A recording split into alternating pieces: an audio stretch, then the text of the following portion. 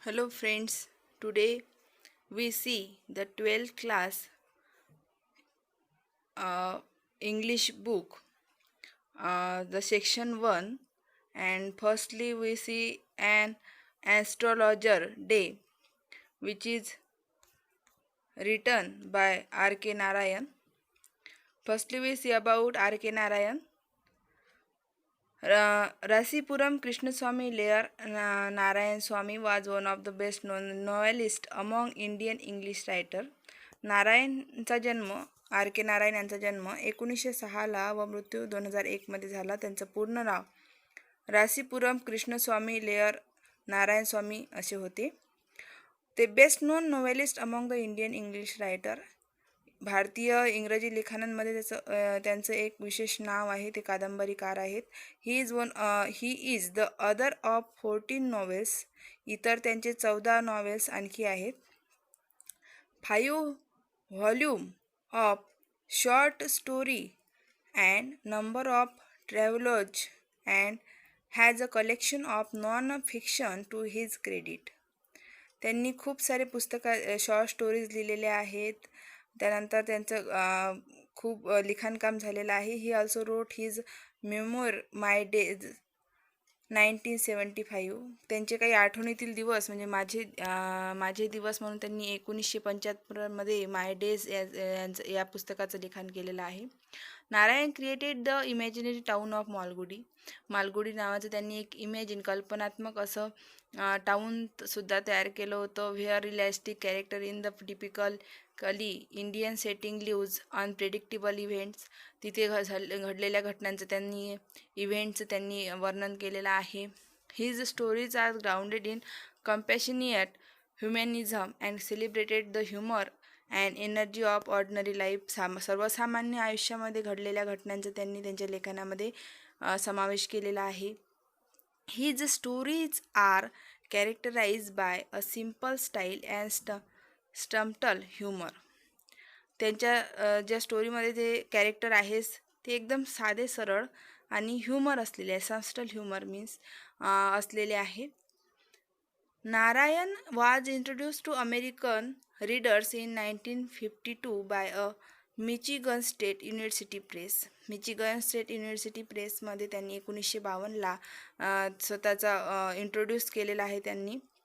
This include Swami and friends, ज्यामध्ये Swami and friends या पुस्तकाचा, तसेच बॅचलर ऑफ आर्ट जे 1937ला पब्लिश झालं, द डार्क रूम 1938ला, and astrologer day and other stories 1997ला जे पब्लिश झालेलं आहे.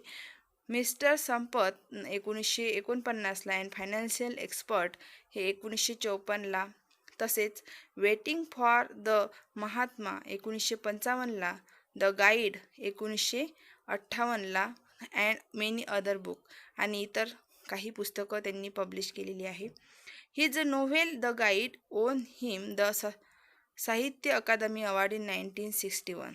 द गाईड नावाचे त्यांची जे नोव्हेल आहे, कादंबरी, यावर एक फिल्मसुद्धा बनलेली आहे. त्या द गाईड या नोव्हेलला त्यांचे साहित्य अकादमी अवॉर्ड मिळालेला आहे 1961मध्ये.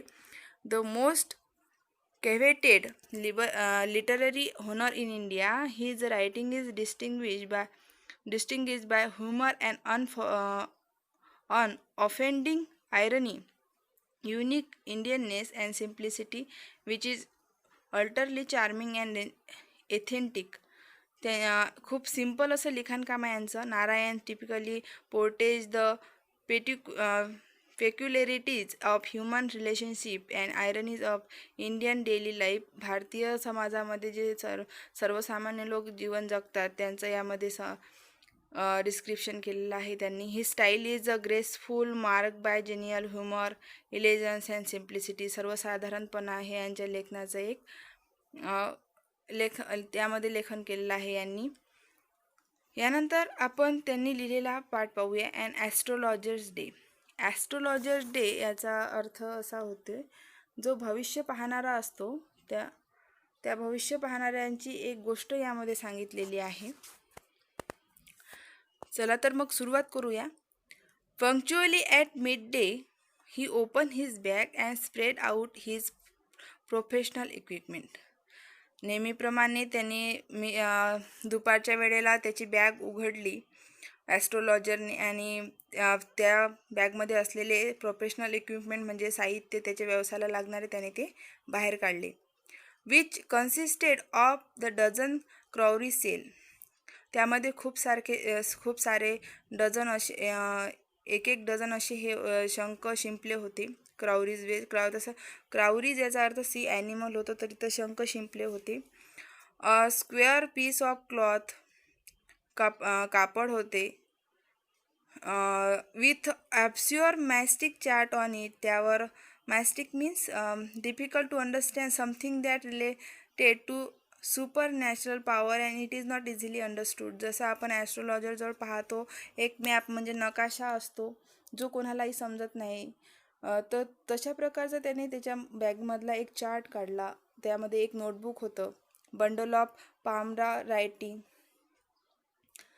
ज्यामध्ये पामरा मीन्स काइंड ऑफ पाम. तर एक प्रकारचं ते भविष्य पाहण्याचं जे बुक होतं छोटं, तर तसं बुक त्याच्यामध्ये त्याच्या बॅगमध्ये होतं. हिज फोरहेड वाज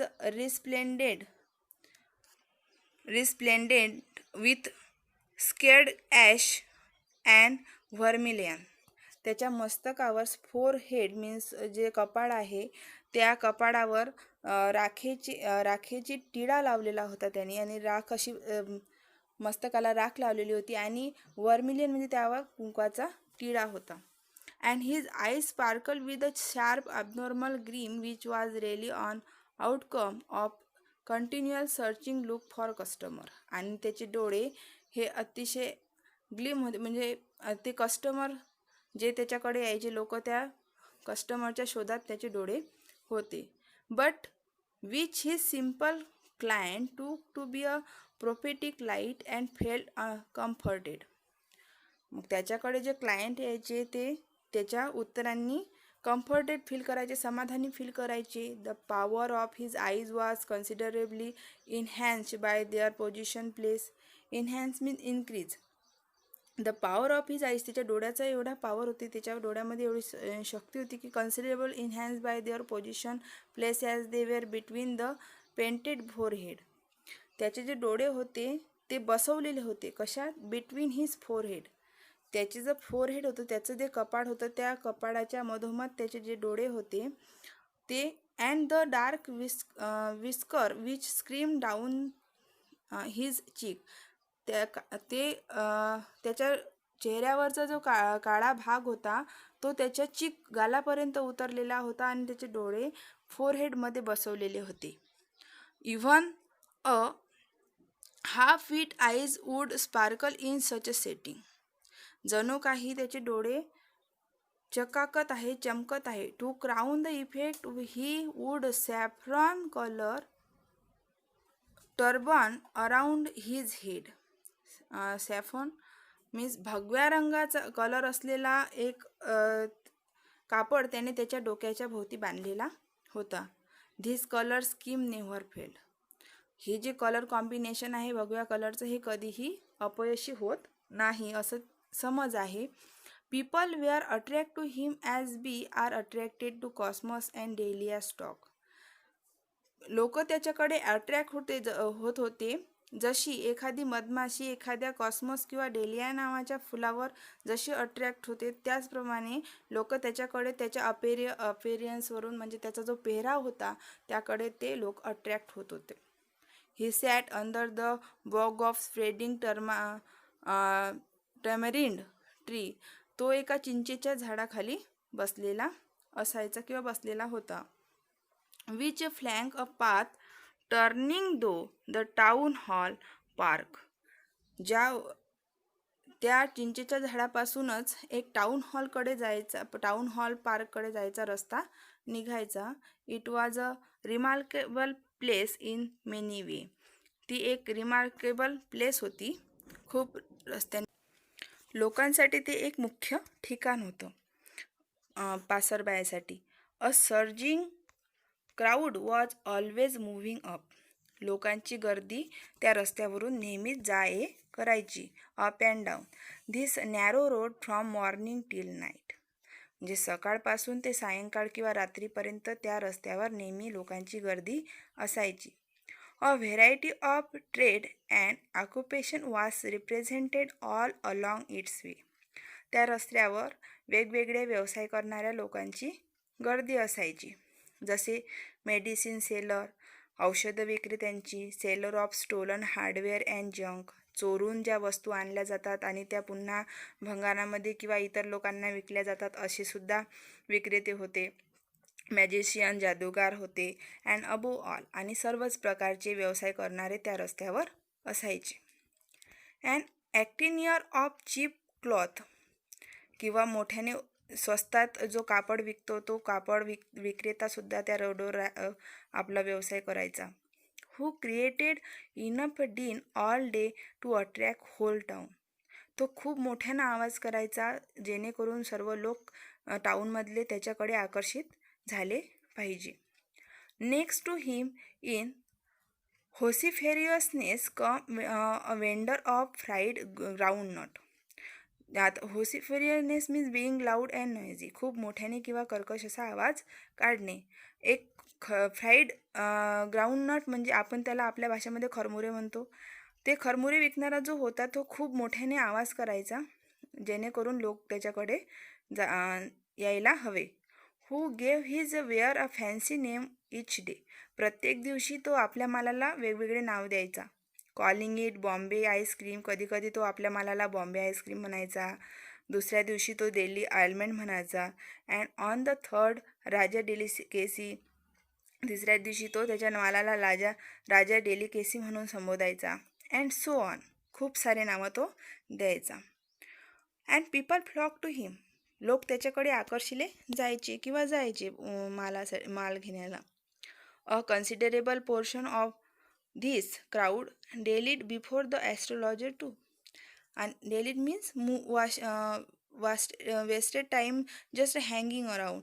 मीन्स जे लोक त्याच्याकडे जायचे तेच लोक ॲस्ट्रोलॉजरकडे सुद्धा जायचे. Astrologer translate his business by the light of the flare which crackled and smoke up above the groundnut heap nearby. ॲस्ट्रोलॉजरकडे स्वतःचा लाईट नव्हता. तो काय करायचा की ग्राउंडनट विकणारे जे लोक होते, व्यवसाय करणारे होते, त्यांच्याकडे जे क्रॅकल्स मीन्स कंदील होते किंवा स्मोकअप होते, दिवे होते, या दिव्यावर तो स्वतःचा बिझनेस करायचा. Half the enchantment of place was due to the fact that it did not have the benefit of municipal lighting. ज्या रस्त्यावर हे व्यवसाय करायचे त्या रस्त्यावर म्युनिसिपल लाइटिंग नव्हती, म्हणजे तिथे कोणतीही सरकारी सुविधा नव्हती लाइटिंगची. The place was lit up by shop light. त्या रस्त्यावर फक्त दुकानांच्या लाईटाचाच प्रकाश राहायचा. 1 or 2 हॅड हॅसिंग गॅस लाईट.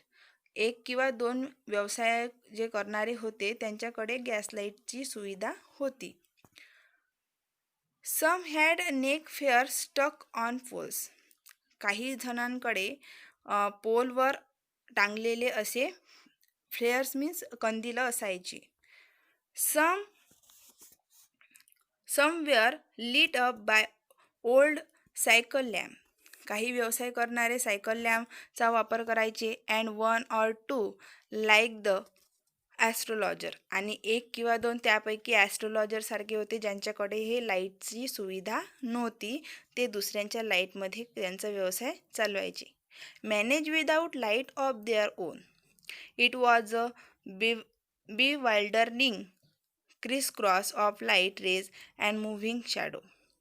मग अशा प्रकारे क्रिस क्रॉस मीन्स 2 बाजूने प्रकाश यायचा आणि तो प्रकाश आपल्या ॲस्ट्रोलॉजरवर पडायचा आणि त्याचा व्यवसाय चालायचा.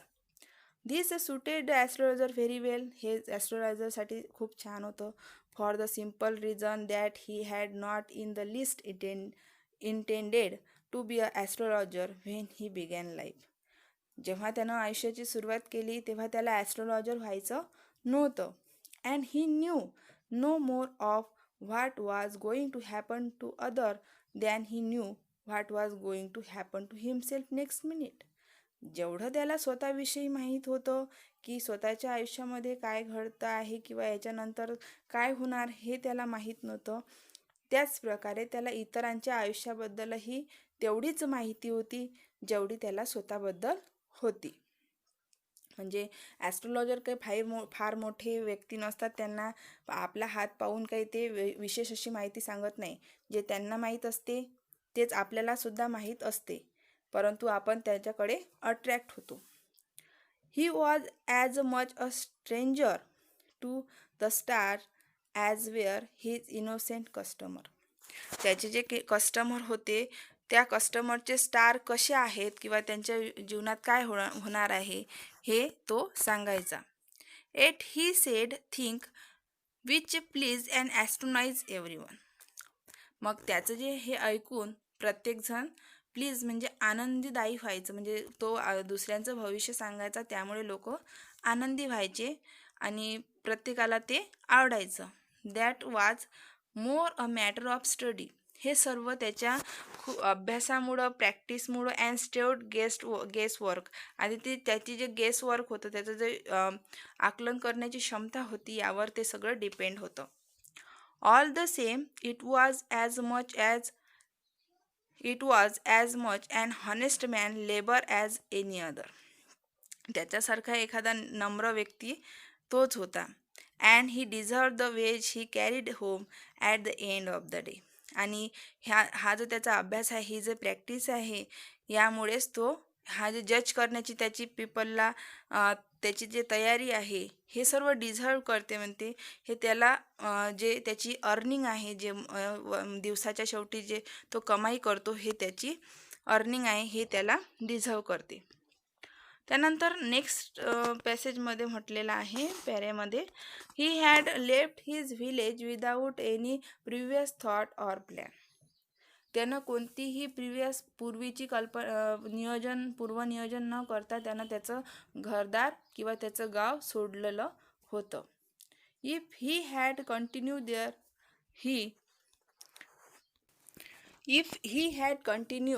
There he would have carried on the work of his forefather. जर तो गावातच राहिला असता तर त्याने त्याच्या वडिलांचा व्यवसाय चालू ठेवला असता, जसे नेमली किंवा एखादा शेतीचा व्यवसाय म्हणा, नेमली tilling the land, living, marrying and ripping in his cornfield and central home. जसं त्यानं शेती केली असती, जीवन जगला असता, लग्न केलं असतं किंवा त्याच्या शेतामध्ये त्यांनी पीक काढलेलं असतं. But that was not to be. पण असं काहीही घडलं नाही. He had to leave home without telling anyone. त्यानं कोणालाही न सांगता त्याचं घरदार सोडलं. And he could not rest till he left it behind a couple of 100 mile. हजारो मैल दूर तो आला होता, त्याने परतून कधीही त्याच्या गावाकडे पाहिलं नाही. To a villager it is a great deal as if an ocean followed between.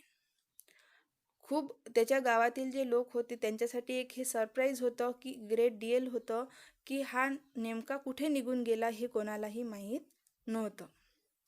He had a working analysis of Mankind trouble. त्यानं मग त्याच्यानंतर खूप मानवी जीवनात जे संकट असतात त्यावर त्यांनी विचार करायला सुरुवात केली. मॅरेज, लग्न, मनी मीन्स पैसा, and triangles of human ties, त्याच्या मानवी जीवनामध्ये होणारे संकट किंवा भांडण तंटे. Long practice had sharpen his perception. खूप वर्षाची प्रॅक्टिस, खूप त्याने त्याच्या डोक्यामध्ये विचार करून ह्या मानवी जीवनाचा त्यानं पूर्णपणे अभ्यास केलेला होता. Within 5 minute he understood what was wrong. 5 मिनिटामध्ये तो समजून जायचा की या समोरच्या व्यक्तीमध्ये काय दोष आहेत किंवा याच्यासोबत काय वाईट घडलेलं आहे. ही चार्ज 3 पैसे पर क्वेश्चन. एका प्रश्नाला तो 3 पैसे घ्यायचा एका प्रश्नाचा आन्सर सांगायला. Never open his mouth till the other had spoken for list 10 minute. त्याच्याकडे जे कस्टमर यायचे यांनी 10 मिनटं त्याला पूर्ण माहिती सांगितल्याशिवाय तो त्याच्या विषयी सांगायचा नाही. Which provided him enough stuff for a dozen answer and advice. कस्टमरकडून 10 मिनिट पूर्णपणे त्याची माहिती ऐकल्यानंतर हा त्यावर पुरेशी अशी उत्तरं द्यायचा किंवा त्याला सल्ला द्यायचा. When he told the person before him gazing at his palm. तो समोरच्या व्यक्तीचा तळ हात पाहायचा. And in many way you are not getting the fullest result for your effort. 9 out of 10 we are dispose to agree with him. त्याचा तळहात पाहून तो 9 ते 10 तो सहमत होईल असे आन्सर द्यायचा. 9 out of 10 we are dispose to agree with him. 10 सल्ले दिले त्यापैकी तो 9 सल्ले त्याला योग्य पडायचे. Or he question is there any woman in your family. किंवा तो ॲस्ट्रोनायझर त्या कस्टमरला म्हणायचा की तुमच्या फॅमिलीमध्ये एखादी स्त्री तर नाही, may be even distance relative who is not well dispose toward you. अशी स्त्री की जी खूप दुरून आलेली आहे, दूरची नातेवाईक आहे तुमची आणि तुमचे तिच्यासोबत योग्य पटत नाही. Or he gave an analysis of character. Most of your trouble are due to your nature. किंवा स्वभाव गुणधर्माविषयी सांगायचा किंवा तुमचे येणारे संकटाविषयी सांगायचा. How can you be otherwise with Saturn where he is. तुमच्या डोक्यावर शनी कसा गोल फिरत आहे याविषयी तो सांगायचा. You have an impetuous nature.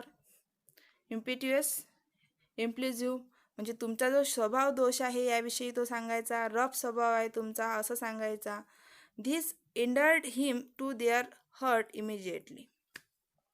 हा जो मेड लाईकेबल म्हणजे जे सारखेपणा आहे, जे गोष्ट इतर कस्टमरला आवडेल त्याप्रमाणे तो उत्तर द्यायचा. For even the mildest of us love to think that he has a forbidding exterior. जणू काही याला सगळंच काही माहीत आहे अशा रीतीने तो वागायचा. The nuts vendor blew out his flare. जो खरमुरे विकणारा होता त्याने त्याची फेअर जे आहे, कंदील जे आहे ते विझवला. And rose to go home. आणि घरी जायला निघाला. This was a signal for astrologer to bundle up too. हे एक संकेत होतं की ॲस्ट्रोलॉजरला सुद्धा आता घरी जावं लागेल. Since it left him in a darkness except for a little shaft of green light which strayed in a from somewhere and touch the ground before हिम.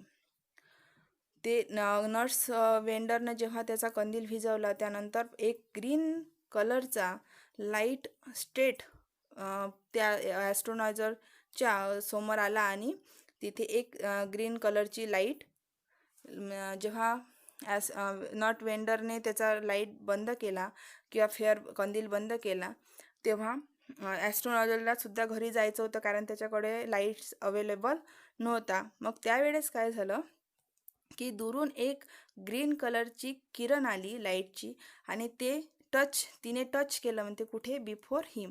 त्याच्या अगदी समोर ती ग्रीन कलरची लाईटची किरण टच झाली. He pick up his cowrie shell and paraphernalia and was putting them back into his bag. त्याने जे साहित्य काढलं होतं खूप सारं, त्याचा अर्थ असा large number of small article use a particular activity or personal profession. ज्या प्रोफेशनला त्याच्या ॲस्ट्रोनॉझरच्या प्रोफेशनला ज्या गोष्टी आवश्यक होत्या त्या गोष्टी त्याने बाहेर काढल्या होत्या, त्या पुन्हा त्याने बॅगमध्ये भरल्या. When the green shaft of light was blotted out. तेव्हा ग्रीन लाईटसुद्धा थोडी थोडी कमी व्हायला लागली. He look up. त्यानं वर पाहिलं. And saw a man standing before him. एक मनुष्य त्याच्यासमोर उभा होता. He sense a possible client and said. त्याला असं वाटलं की माझ्यासमोर आलेला हा एक कस्टमरच आहे. तो लगेच त्याला म्हणायला, यू लुक सो केअरवॉर. तुम्ही खूप काळजीत दिसत आहात. It will do you good to sit down for a while and chat with me. तुम्ही थोडा वेळ माझ्याजवळ बसा आणि काही वेळ माझ्यासोबत गप्पा गोष्टी करा किंवा तुमच्याविषयी मला सांगा. The other grumble some reply vaguely. जो पुढील व्यक्ती होता त्याकडून रिप्लाय आला, खूपच रागात तो रिप्लाय होता. The astrologer press his invitation. तरीही ॲस्ट्रोलॉजर त्याला म्हणतच राहिला की तुम्ही बसा, मला तुमच्याविषयी काहीतरी सांगा. Where upon the others trust is palm under his nose and saying. मग जो इतर व्यक्ती होता, जो गुरुनायक होता, समोरील व्यक्ती गुरुनायक होता, याने त्याच्या नाकाखाली आपला हात नेला, तळहात नेला आणि म्हणाला, you call yourself an astrologer. तू स्वतःला एक ॲस्ट्रोलॉजर, भविष्यकाळ समजतोस ना. The astrologer felt challenge and said. ॲस्ट्रोलॉजरनं चॅलेंज, आव्हान स्वीकारलं आणि म्हणाला, tilting the other palm toward the green shaft of light. मी त्या जो पुढील गुरुनायक होता, इतर जो समोरील व्यक्ती होता, त्याचा तळहात त्यांनी ग्रीन कलरच्या लाईटमध्ये पाहिला. Your is a nature. तुझा स्वभाव, जसे तो आता ॲस्ट्रोलॉजर इतर सगळ्यांना जसा सांगायचा, त्यांचे भविष्य सांगायचा, ज्या रीतीने तो त्याच्या उत्तराची सुरुवात करायचा, तशी सुरुवात समोरसुद्धा त्यांनी केली आणि म्हणाला की तुमचा जो स्वभाव दोष आहे, बस त्याच्यासमोर तुम्हाला डॅश डॅश दिसेल. मग तेव्हाच त्याने stop that the other said. पुढील जी व्यक्ती होती त्याने लगेच त्याला थांबवलं. थांब. Tell me something otherwise. मला थोडं इतरांपेक्षा वेगळं ऐकायचं आहे. Our friend felt piqued means irritated, annoyed or resented. आपले जे मित्र आहे ते आपल्याकडे दुर्लक्ष करतात. आय चार्ज ओनली 3 पैसे पर क्वेश्चन. मी एका प्रश्नाचे फक्त 3 पैसेच घेतो, असा तो ॲस्ट्रोलॉजर त्याला म्हणाला. And what you get ought to be a good enough for your money. आणि तुम्हीसुद्धा मला तेवढेच द्याल. At this the other withdrew his arm, took out and आणा. परंतु जो दुसरा व्यक्ती होता त्याने त्याच्या खिशामध्ये हात घातला आणि एक आणा मीन्स जुन्या काळातील एक पैसा त्याने त्याच्या खिशामधून बाहेर काढला. अँड सेईंग, आणि त्याला देत म्हणाला, I have some question to ask. मला तुला काही प्रश्न विचारायचे आहे. जो अदर व्यक्ती होता त्याने ॲस्ट्रोलॉजरला म्हटलं की मला तुला काहीतरी प्रश्न विचारायचे आहे. If I prove you are bluffing. जर मला असं सिद्ध झालं, म्हणजे जर मला असं कळलं की तू काय आहे, ब्लफिंग म्हणजे तू आम्हाला फसवत आहे, तर यू मस्ट रिटर्न दॅट आणा टू मी विथ इंटरेस्ट. तर मी दिलेला पैसा, मी दिलेला आणा तुला मला व्याजासहित परत करावा लागेल. If you find my answer satisfactory will you give me 5 rupees. जर उत्तर तुम्हाला समाधानी वाटलं तर तुम्ही मला 5 रुपये द्याल का? ॲस्ट्रोलॉजर म्हणाला. तो अदर व्यक्ती म्हणाला, नो, नाही. ऑर विल यू गिव्ह मी 8 आणा. किंवा तुम्ही मला 8 आनेच द्याल का म्हणते. ऑल राईट, ठीक आहे. त्यावर तो व्यक्ती म्हणाला, ऑल राईट, ठीक आहे, मी तुला 8 आणा देईन. Provided you give me twins as much if you are wrong. जर मला असं कळलं की तुम्ही चुकीचा आन्सर सांगत आहात. तो स्ट्रेंजर व्यक्ती म्हणाला, अनोळखी व्यक्ती म्हणाला.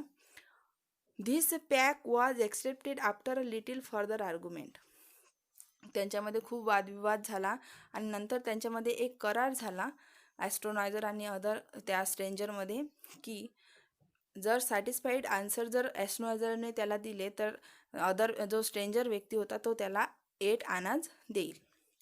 The astrologer sent up a prayer to heaven as the other lit a cheroot means cigar.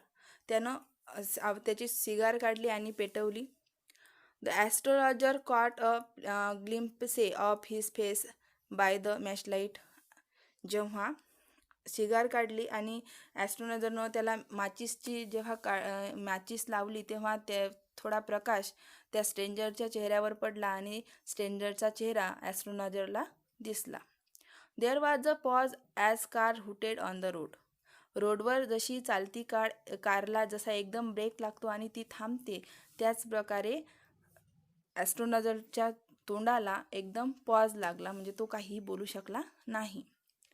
जुटका drivers shouted at their horse and the babble of the crowd agitated the semi-darkness of the park.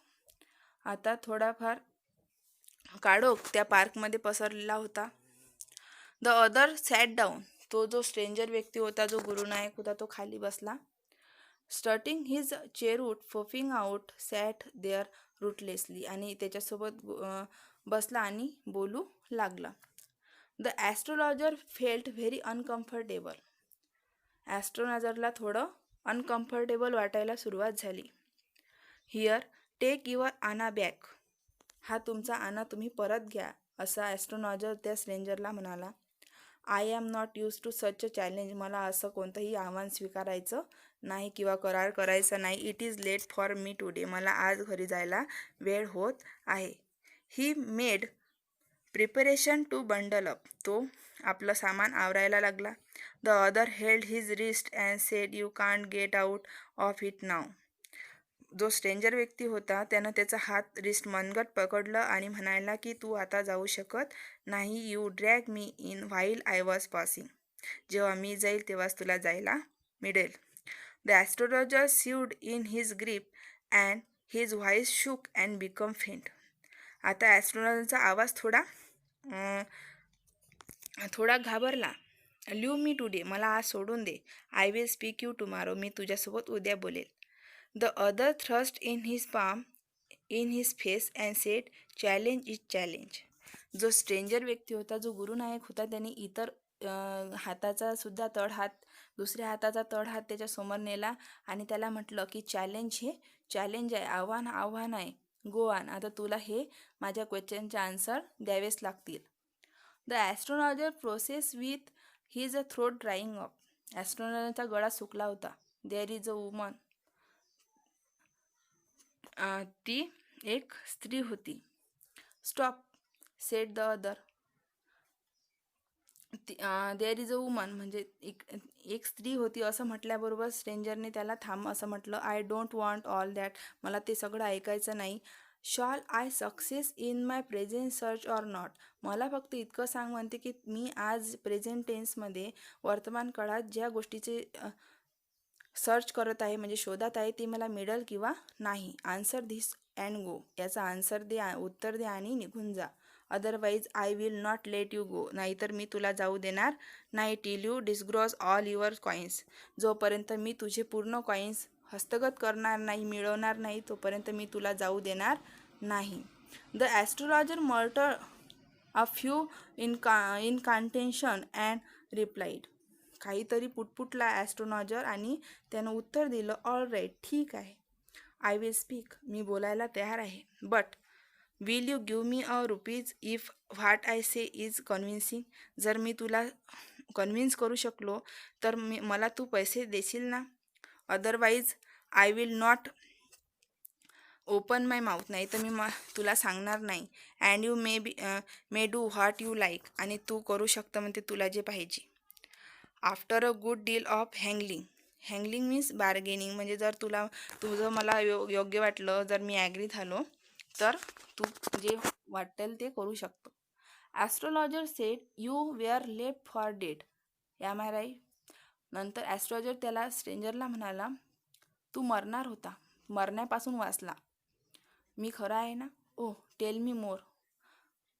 पुन्हा stranger म्हणतो मला आणखी सांग. A knife has pass though you once said the astrologer. तुझ्या छातीमध्ये चाकू मारला गेलेला आहे. Good fellow.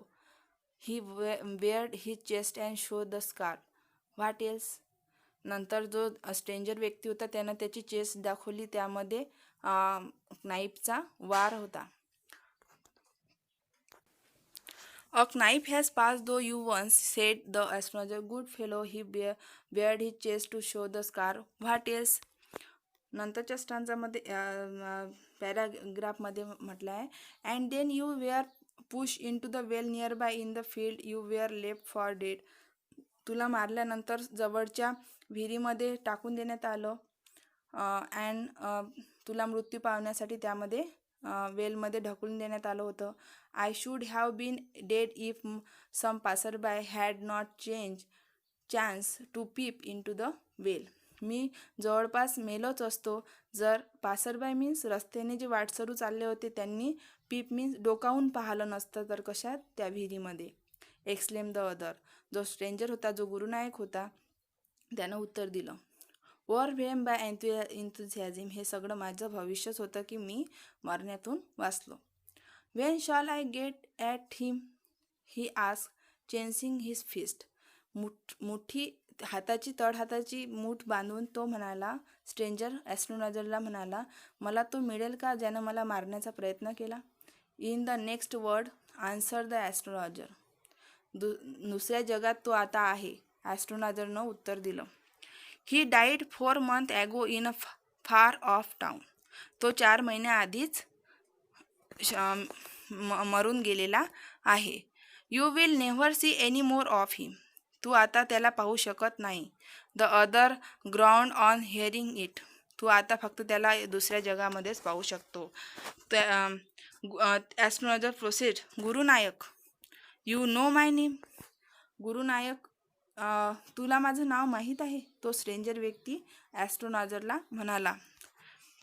As I know all other thing, Gurunayak, listen carefully to what I have to say. मी काय म्हणतो गुरुनायक हे तू काळजीपूर्वक ऐक. Your village is 2 days journey due north of this town. तुझं गाव जे आहे, तुझ्या गावाचा जो प्रवास आहे इथून 2 दिवसाचा आहे.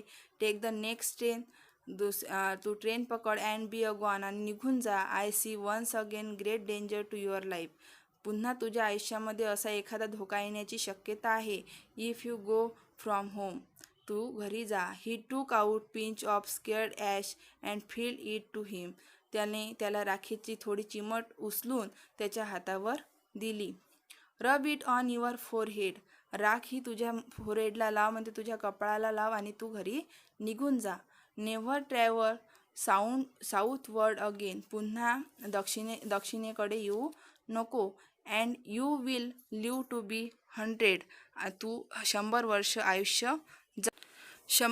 आयुष्य जगशील. हे ऐकल्यानंतर पुन्हा गुरुनायक म्हणाला, why should I leave home again. मी पुन्हा घरी का जाऊ.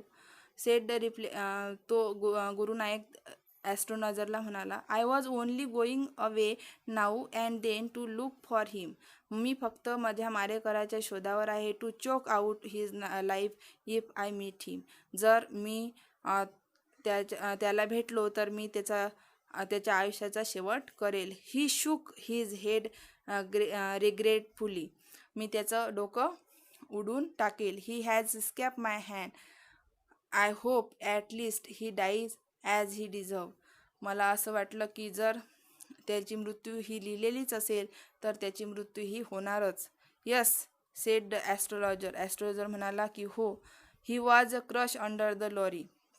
नंतर ॲस्ट्रोलॉजर त्या नायकाला सांगतो की जो तुला मारणारा मारेकरी आहे तो क्रश झाला. कशाखाली, तर लॉरीमध्ये क्रश होऊन त्याचा मृत्यू झाला. The other look gratified to hear it. त्याला आनंद झाला, त्याच्या मनाला शांतता वाटली गुरुनायकच्या जेव्हा त्यांनी हे ऐकलं. The place was deserted by the time the astrologer pick up his articles and put them into his bag. हे ऐकल्यानंतर ॲस्ट्रोलॉजरनं त्याचं साहित्य त्याच्या बॅगमध्ये भरलं आणि जायला निघाला. The green shaft was also gone. आता तो हिरव्या कलरचा किरण, जो प्रकाशाचा किरण होता तो सुद्धा नाहीसा झाला. Living the place in darkness. आता जे ठिकाण होतं ते काडोखामध्ये समाविष्ट झालं. अंधार पडला. अँड सायलेन्स, आणि शांतता पसरली. The stranger had gone off into the night. आणि रात्री तो गुरुनायक स्ट्रेंजर व्यक्तीसुद्धा निघून गेला. After giving the astrologer a handful of coin. हात भरून त्याने कॉईन त्या ॲस्ट्रोलॉजरला दिले आणि निघून गेला. It was nearly midnight when the astrologer reach home.